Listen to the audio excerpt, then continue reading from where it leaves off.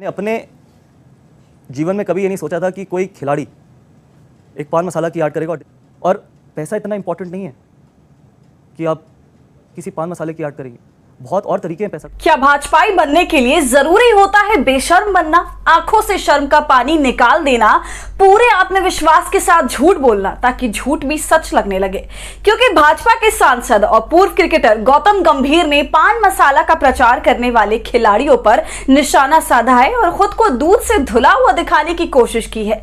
जबकि सच्चाई यह है कि गौतम गंभीर खुलेआम झूठ बोल रहे हैं क्योंकि वो खुद शराब का प्रचार प्रसार करते थे। अब आप खुद सोचिए, जो व्यक्ति शराब का प्रचार करता हो वो आज पान मसाला पर ज्ञान बांट रहा है और खुद को अच्छा दिखाने की कोशिश में खुलेआम झूठ बोल रहा है।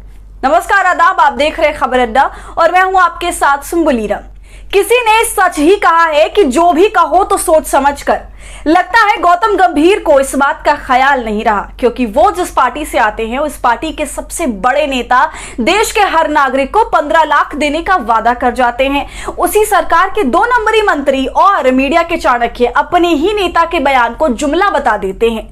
ऐसे कई बयान हैं जो भाजपा के बड़े बड़े नेता आए दिन देते रहते हैं और झूठ बोलते रहते हैं, जैसे मानो पूरी पार्टी को ही झूठ बोलने का कॉपीराइट मिल गया हो। और इस बार जो झूठ बोलते हुए और फर्जी एजेंडा चलाते हुए जो पकड़ा गया है वो भाजपा के सांसद और पूर्व क्रिकेटर गौतम गंभीर हैं।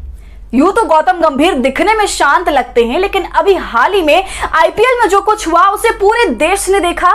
लेकिन इस बार गौतम गंभीर गोदी के गुल्लू के साथ बैठे हुए थे। अमिश देवगन ने गौतम गंभीर से पूछा कि आजकल कुछ क्रिकेटर पान मसाला बेच रहे हैं और इसमें कुछ सीनियर खिलाड़ी भी शामिल हैं, तो खिलाड़ियों को पान मसाला की ऐड करने की क्या जरूरत पड़ गई? अगर अमीश देवगन ने सवाल पूछने से पहले थोड़ा भी रिसर्च किया होता तो यह सवाल वो गौतम गंभीर से बिल्कुल भी नहीं पूछता, क्योंकि जो गौतम गंभीर खुद शराब का ऐड कर चुका हो, भला उससे किस मुंह से पान मसाले पर ज्ञान लिया जा सकता है।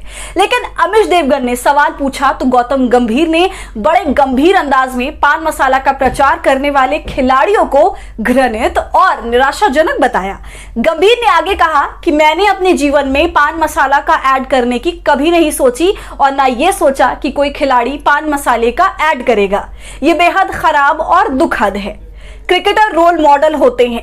गंभीर ने कहा कि पैसा इतना जरूरी नहीं है, बहुत तरीके हैं पैसा कमाने के। ऐसे में खिलाड़ी पान मसाले को प्रमोट कर क्या साबित करना चाहते हैं?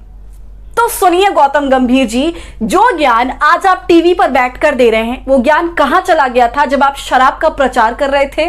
उस वक्त पैसा आपके लिए क्यों इतना जरूरी हो गया था जब आप बड़ी बेशर्मी से रॉयल स्टैग जैसे शराबों को प्रचार प्रसार कर रहे थे?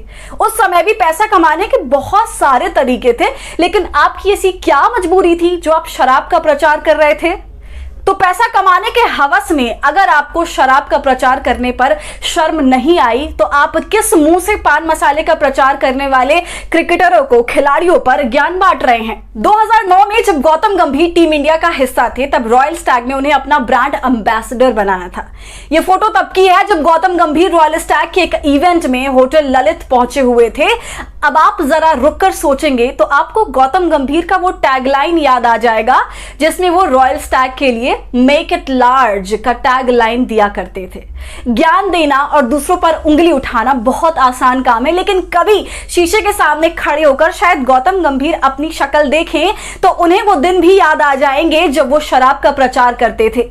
अब आइए मुद्दे की बात पर। शराब का प्रचार हो या फिर पान मसाले का, उसका प्रचार प्रसार कोई खिलाड़ी या फिर कोई फिल्मी स्टार करता है तो वो इस देश के साथ अपने फैंस के जीवन को बर्बाद कर रहा है और अपने देश के साथ गद्दारी कर रहा है। क्योंकि अगर इन सेलिब्रिटीज के पास थोड़ी भी इंसानियत बची होती और वो पैसे की भूख में अंधे नहीं हुए होते तो देश को ना तो शराब पीने के लिए और ना ही पान मसाला खाने के लिए प्रोत्साहित करते। तो गौतम गंभीर ने जिस तरह से देवगन के सामने अपना झूठा चेहरा दिखाया उस पर आप क्या सोच रहे हैं, हमें कमेंट कर जरूर बताएं। और हमारे फ्री जर्नलिज्म को आपके सपोर्ट की जरूरत है, वो तभी होगा जब आप जितना ज्यादा थैंक्स बटन का इस्तेमाल करेंगे और इससे हमारी हौसला अफजाई करेंगे। साथ ही अगर अब तक आपने हमारे चैनल खबर अड्डा को यूट्यूब पर सब्सक्राइब नहीं किया है तो इसे अभी कर लीजिए।